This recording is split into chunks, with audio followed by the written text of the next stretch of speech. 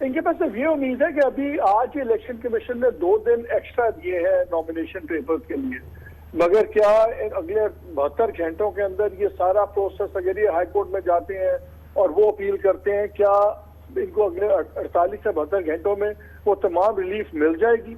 और अगर वो कामयाब मिलती है तो फिर बिल्कुल ही लाइंस क्लियरली डिवाइड हो जाएंगी। फिर तो नजर आ जाएगा कि सुपीरियर जुडिशरी एक तरफ खड़ी हुई है और एस्टैब्लिशमेंट इलेक्शन के और उसके आने वाले दिनों पे टोटली एक दूसरी तरफ खड़ी हुई है।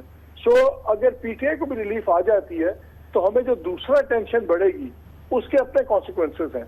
सो ये अब बड़ी ही हम एक टेंस सिचुएशन। मोहम्मद मालिक साहब, ये फरमाइएगा कि दरअसल इसका कोई बहुत बड़ा फायदा इलेक्शन के रोज या इलेक्शन पे होता है या नहीं, मगर ओवरऑल आज का दिन जो है सुप्रीम कोर्ट में जो जिस किस्म की ऑब्जर्वेशंस आई हैं, जिस किस्म की आज ऑर्डर्स आए हैं, वो यकीनन बहुत अरसे के बाद हमने देखा कि पीटीआई की जो है वो किसी एक काइंड ऑफ जुडिशियल रिलीफ का एक समा बना। नहीं, आज तो बहुत ही इंपॉर्टेंट दिन है खान साहब। बात यह है कि जो पहले ख्याल था कि फ़ायज़ ईसा लेड कोर्ट जो है वो शायद इस्टेब्लिशमेंट के साथ कॉन्फ्लिक्ट होगा, और आज आपने देखा कि बड़ा ही इंपॉर्टेंट डेवलपमेंट्स हुई हैं। और जो इस पर असल चीज़ है वो आगे क्या होगा। देखिए, आज 2-3 चीज़ें आपने तो खैर पूरा फ़ैसला भी सुना दिया। 2 बड़ी इंटरेस्टिंग डेवलपमेंट्स हुई हैं। एक ये भी फ़ैसला सस्पेंड किया इस्लामाबाद हाई कोर्ट का, जिसमें ताकीद की गई थी शाह महमूद वाले केस में कि ये 4 हफ्ते में ट्रायल ख़त्म कीजिए, वो भी उड़ा दिया है।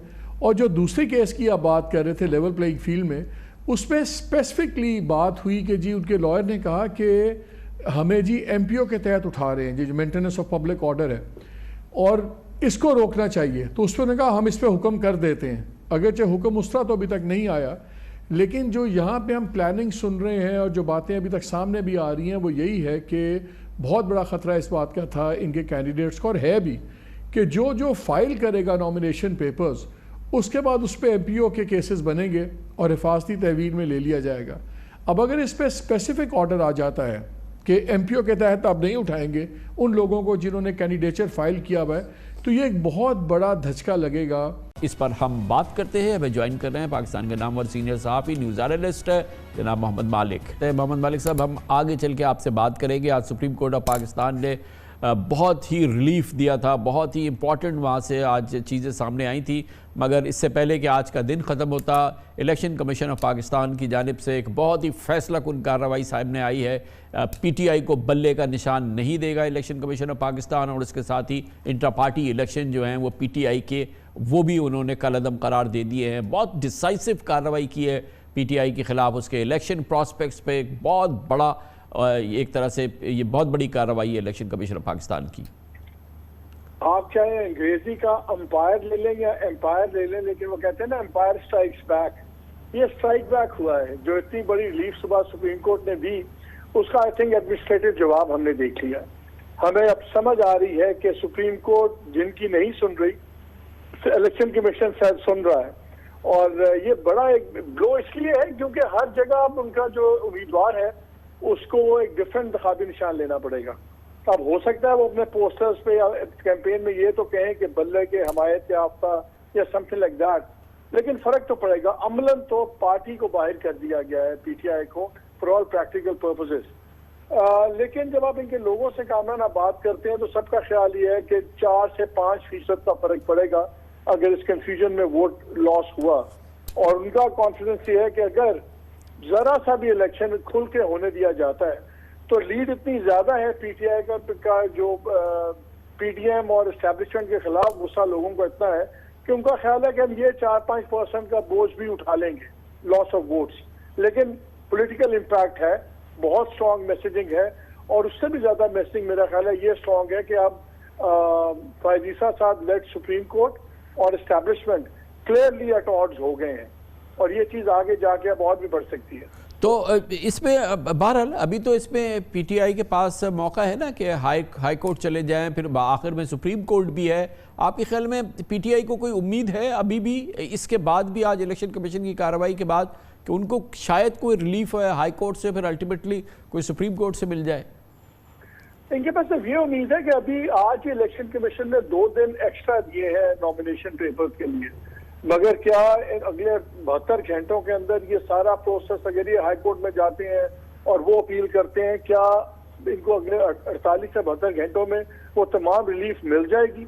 और अगर वो कामयाब मिलती है तो फिर बिल्कुल ही लाइंस क्लियरली डिवाइड हो जाएंगी। फिर तो नजर आ जाएगा कि सुपीरियर जुडिशरी एक तरफ खड़ी हुई है और एस्टैब्लिशमेंट इलेक्शन गया और उसके आने वाले दिनों पे टोटली एक दूसरी तरफ खड़ी हुई है। सो अगर पीटीआई को भी रिलीफ आ जाती है तो हमें जो दूसरा टेंशन बढ़ेगी उसके अपने कॉन्सिक्वेंसेस हैं।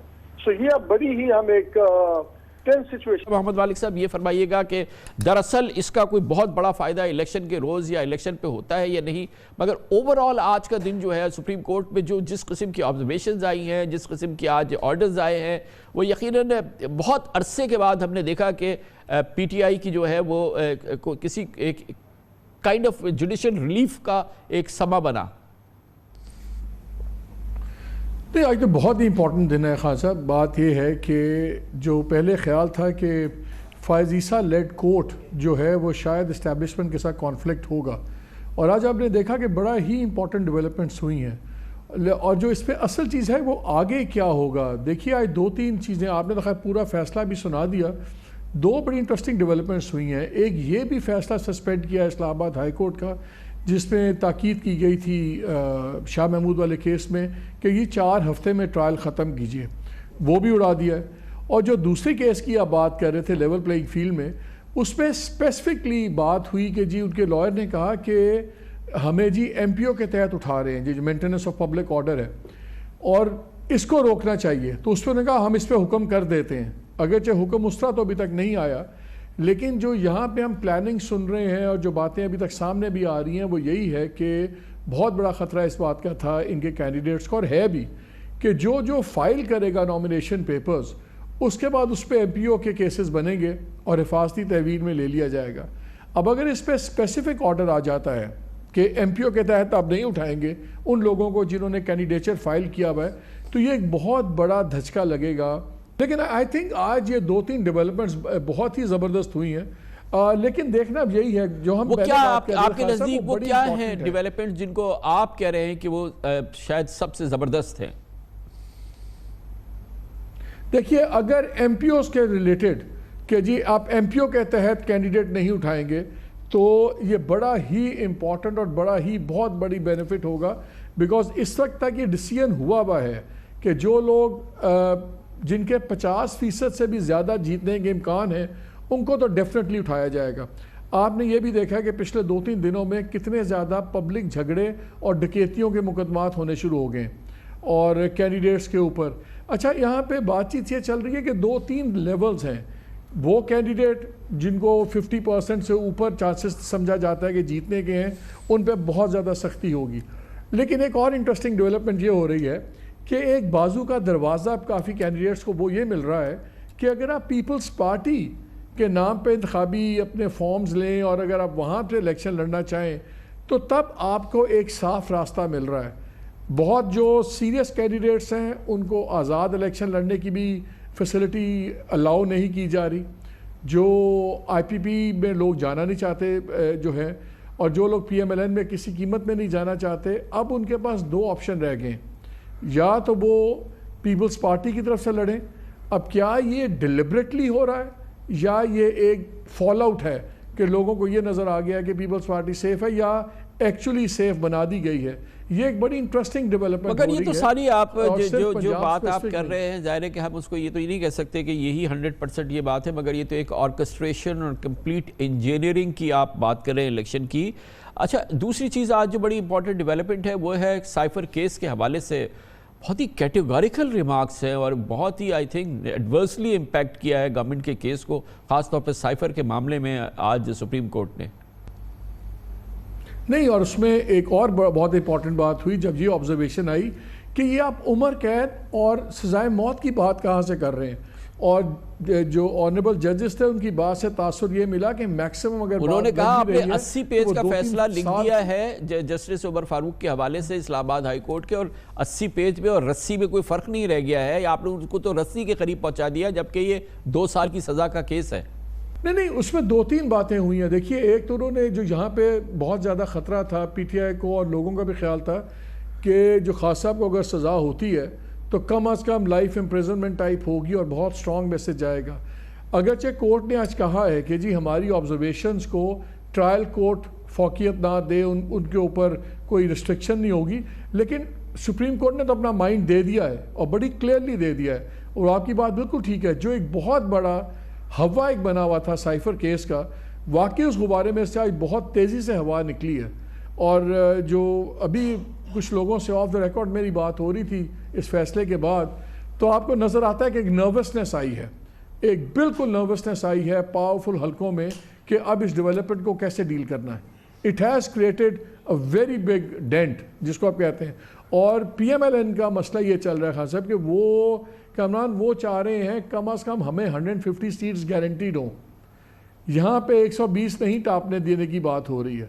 तो वो भी एक बड़ी सख्त टेंशन चल रही है जो उनके अपने अंदर ग्रुप्स बने में। और एक बड़ी इंपॉर्टेंट बात ये हुई, और उनके टॉप लीडर ने मुझे कहा, उन्होंने कहा कि जी हम अभी तक डिस्पाइट ऑल द फैसिलिटेशन वो काफ़ी परेशान है। और ये आप भी नोट कर रहे होंगे कि पहली दफ़ा हुआ है कि मियाँ साहब ने ख़ुद डिटेल्ड इंटरव्यूज़ और डिटेल्ड वो टिकटें देने के मामले में इन्वॉल्व हुए हैं।